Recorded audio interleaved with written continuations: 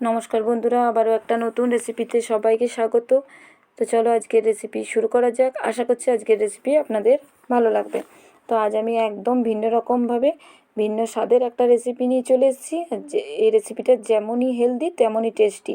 তো রেসিপিটা কিভাবে তৈরি করছি প্রথম থেকে শেষ অবধি দেখার অনুরোধ রইল সকলকে। রেসিপিটা তৈরি করার জন্য প্রথমেই যে উপকরণ লাগবে সেটা হচ্ছে সজনে ডাঁটা।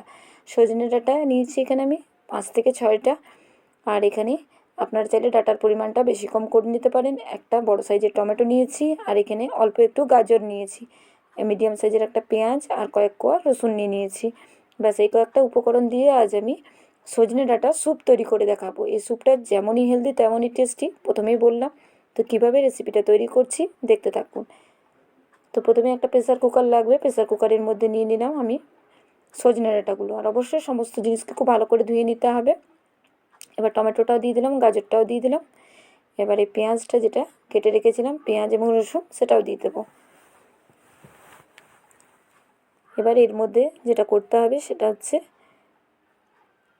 পরিমাণ মতো জল দিয়ে দেবো। জলটা এমনভাবে দিতে হবে যাতে সমস্ত সবজিগুলো জলের মধ্যে ডুবে থাকে, সেই পর্যায়ে জল দিতে হবে। এবার পরিমাণ মতো নুন দিয়ে দিলাম, আর মাত্র কয়েকটা উপকরণ দিয়ে এই স্যুপটা তৈরি হয়ে যাবে। পরিমাণ মতো নুন দিয়ে দিলাম। এবার এর মধ্যে অল্প একটু ধনেপাতা দিচ্ছি, ধনেপাতার ফ্লেভারটা ভালো লাগবে খেতে স্যুপটার মধ্যে, তাই দিলাম। আপনারা চাইলে দেবেন, না চাইলে কিন্তু এটা বাদ দিয়ে দিতে পারেন।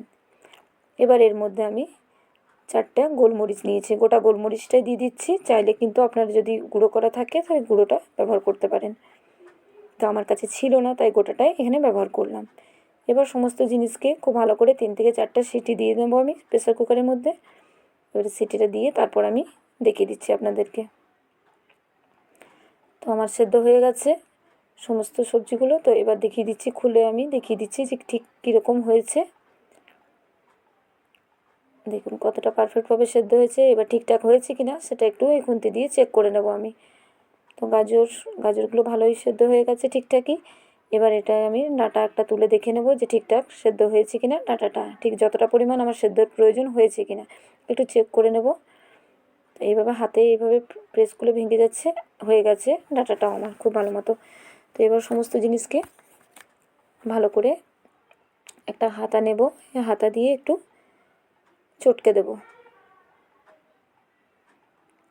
এইভাবে। আপনারা চাইলে এটা একটা গ্লাস দিয়েও করে নিতে পারেন। এইভাবে খুব একটা সময় লাগবে না, 3 থেকে 4 মিনিটের মধ্যে খুব ভালোভাবে কিন্তু এগুলো চটকানো হয়ে যাবে। তো এভাবে করে নিতে হবে, খুব সুন্দরভাবে হয়ে যাবে। আর ডাঁটাগুলো থেকে শাঁসটা বেরিয়ে যাবে আর ডাঁটাগুলো পড়ে থাকবে। তো কিছুক্ষণের মধ্যে একটু সময় নিয়ে কাজটা করতে হবে। আর এই স্যুপটার প্রচুর পরিমাণে ভিটামিন থাকে, প্রোটিন থাকে, পটাশিয়াম আছে এবং ক্যালসিয়াম আছে এই স্যুপটার মধ্যে। যেহেতু সজনে ডাঁটার মধ্যে সমস্ত খাদ্যগুণ থাকে, তাই এই স্যুপ এভাবে যদি বাচ্চাদেরকে বা বড়রা সবাই খায় তাদের কিন্তু খুবই উপকারী হবে। আর এটা প্রচুর পরিমাণে এর মধ্যে কিন্তু সমস্ত রকমের ভিটামিন পাওয়া যায়। আর সজনে ডাঁটা বাচ্চারা তো খেতে চায় না খুব একটা, তো এভাবে স্যুপ বানিয়ে দেবেন, তাহলে কিন্তু খেয়ে নেবে। তো দেখুন খুব ভালো করে এটা আমার হয়ে গেছে। এবার এইগুলো তুলে নেব আমি। এগুলো মুখে পড়লে ভালো লাগবে না, খাওয়াও যাবে না স্যুপটা, তাই এভাবে এগুলোকে সমস্ত জিনিসকে তুলে নিচ্ছি আমি।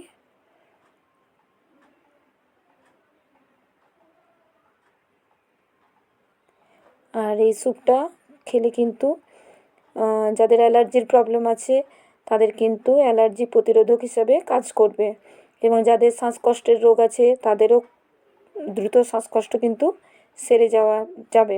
মানে প্রচুর পরিমাণে খাদ্যগুণ আছে এর মধ্যে।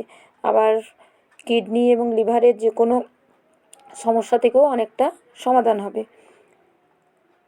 তো এভাবে কিন্তু স্যুপটা বানিয়ে খেয়ে দেখবেন, ছোট থেকে বড় সবাই খাবে কিন্তু, এতটাই উপকারী এই স্যুপটা। তো এভাবে এবার এই ছাঁকনি দিয়ে একটু ছেঁকে নেব, যে কয়েকটা আছে ডাঁটা উপরে পড়ে সেগুলো কিন্তু বেরিয়ে গেলে ভালো লাগবে খেতে।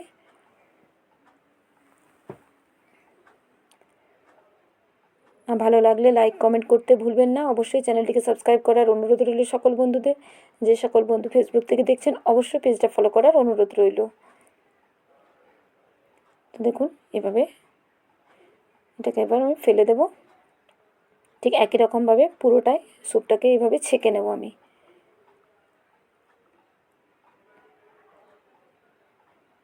বাচ্চাদের যদি বানিয়ে দেন তারাও কিন্তু অনায়াসে এভাবে খেয়ে নেবে।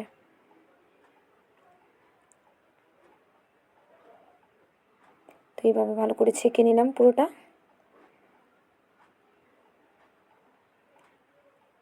পুরোটাকে খুব ভালো করে ছেঁকে নিতে হবে, আর একটু হালকা গরম গরম থাকবে। এই অবস্থায় খেলে কিন্তু খেতে আরও ভালো লাগে। তো এইভাবে আমি পুরোটাকে খুব ভালো করে ছেঁকে নিলাম।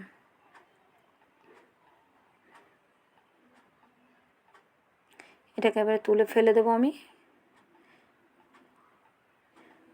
দেখুন কি সুন্দর কালারটা এসছে। এবার এর মধ্যে যেটা দেব আমি সেটা হচ্ছে অল্প একটু বিট নুন অ্যাড করব। তবে নুনটা একটু টেস্ট করে তারপরেই বিট নুনটা অ্যাড করবেন, কারণ প্রথমে সেদ্ধর সময় নুন ব্যবহার করেছি আমি। আর এখানে অল্প একটু ঘি দিলাম, এতে করে কিন্তু ভালো লাগবে।